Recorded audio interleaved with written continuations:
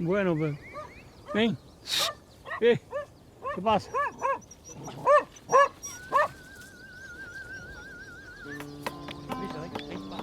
Lisa, ven, va. C'est la luna rosa, oh, notre bateau chéri à tous. C'est le luna rosa, oh, notre bateau maudit à tous. Hello, hello.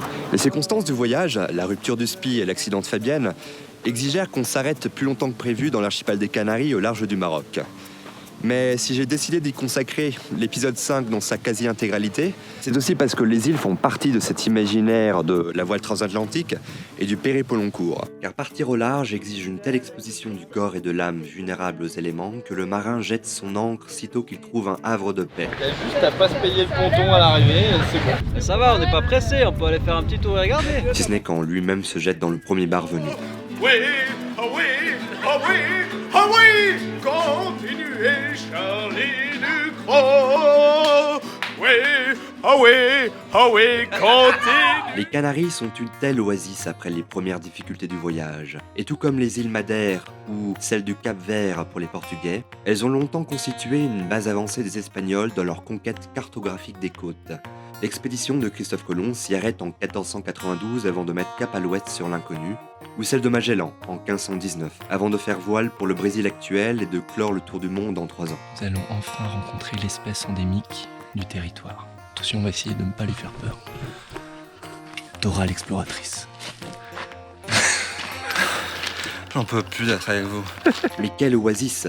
La latitude de l'archipel et les différentiels d'altitude d'une île comme Tenerife leur confèrent une panoplie de climats allant du méditerranéen chaud et sec au quasi-subtropical verdoyant et humide à souhait. Prenons Tenerife par exemple, laquelle associe paysages lunaires et volcaniques du TID, plateaux de cactus et jardins de dattiers, goyaves et bananerailles que balaient des lames de rêve. C'est là le sens des paroles de la chanson Figue de Barbarie que Charlie et moi avons composée spécifiquement pour l'épisode. Figue de barbarie, nous avons succombé. Faire trop des violacés pour nous désaltérer.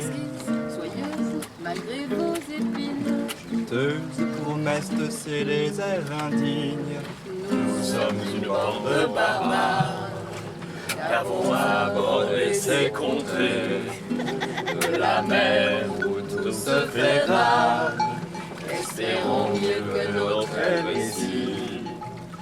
D'un volcan tu surgis, il au parois de pierre. Basalte, cactus et agave nous semblaient bien fiers. Tenerife, perle chérie. Tes idées, montagnes endormies. On s'est échoué sur les plages de Tagamana. Vous comprendrez ainsi, errant également parmi les lauriers magiques et millénaires de l'île de la Gomera, qu'il nous fallut une petite pointe de sadisme pour quitter les charmes et délices de cet Éden enfin retrouvé. Et nous voici dans la forêt magique à la Gomera. Oh, oui. Forêt en vue. Voilà, bon visionnage.